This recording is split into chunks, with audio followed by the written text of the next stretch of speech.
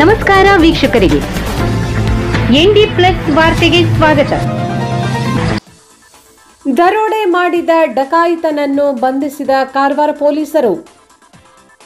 ಕಾರವಾರ ನಗರದ ಆಶ್ರಮ ರೋಡ್ನಲ್ಲಿರುವ ಅಭಿಮಾನಶ್ರೀ ಅಪಾರ್ಟ್ಮೆಂಟ್ನ ಫ್ಲಾಟ್ನಲ್ಲಿ ನವೆಂಬರ್ 11ರಂದು ನಡೆದ ಕಳ್ಳತನ ಪ್ರಕರಣದ ಆರೋಪಿಯನ್ನು ಶಹರ ಠಾಣೆಯ ಪೊಲೀಸರು ಬಂಧಿಸಿದ್ದಾರೆ. ಪಂಜಾಬ್ ರಾಜ್ಯದ ರಾಮಮಂಡಿ ಗ್ರಾಮ ಊರಿನ ಮೂಲದ ಸಮೀರ್ ತಂದೆ ಸತ್ಪಾಲ್ ಶರ್ಮಾ ಬಂಧಿತನಾಗಿದ್ದು, ಪಂಜಾಬ್ ರಾಜ್ಯದ ಅಮೃತ್ಸರ್ ಗೋಲ್ಡನ್ ಟೆಂಪಲ್ ಹತ್ತಿರ ವಶಕ್ಕೆ ಪಡೆದುಕೊಳ್ಳಲಾಗಿದೆ.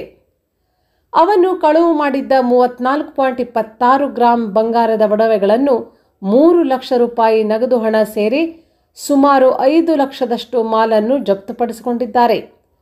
ಕಳ್ಳತನವಾದ ಬಗ್ಗೆ ಫ್ಲಾಟಿನ ಮಾಲಕಿ ಪ್ರಿಯಾ ಅಂತೋನಿ ಫರ್ನಾಂಡಿಸ್ ದೂರು ನೀಡಿದ್ದರು.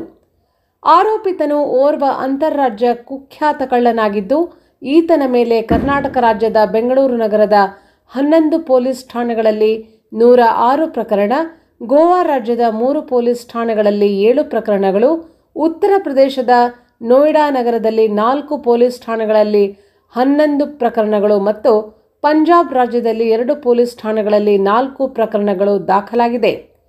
ಈ ಪ್ರಕರಣಗಳಲ್ಲಿ ಆರೋಪಿತನು ತಲೆಮರೆಸಿಕೊಂಡು ನ್ಯಾಯಾಲಯಗಳಿಗೆ ಹಾಜರು ಆಗದೆ ತಿರುಗಾಡುತ್ತಿದ್ದರಿಂದ ಈತನ ಮೇಲೆ ಹಲವು ನ್ಯಾಯಾಲಯಗಳಲ್ಲಿ ಒಟ್ಟು 34 ಪ್ರಕರಣಗಳಲ್ಲಿ ಪ್ರೊಕ್ಸಿಮೇಷನ್ ವಾರಂಟ್ ಮತ್ತು 37 ಪ್ರಕರಣಗಳಲ್ಲಿ ಜಾಮೀನು ರಹಿತ ವಾರಂಟ್ ಇದೆ.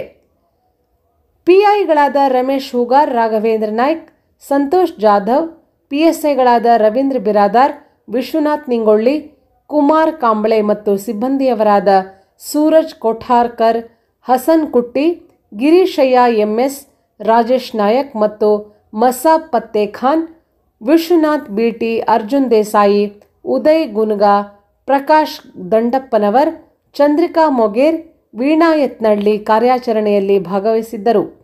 ತಂಡದ ಕಾರ್ಯವೈಖರಿಯನ್ನು ಪೊಲೀಸ್ ಅಧೀಕ್ಷಕ ಎಂ ನಾರಾಯಣ್ ಶ್ಲಾಘಿಸಿ ಪ್ರಶಂಸೆ ವ್ಯಕ್ತಪಡಿಸಿದ್ದಾರೆ.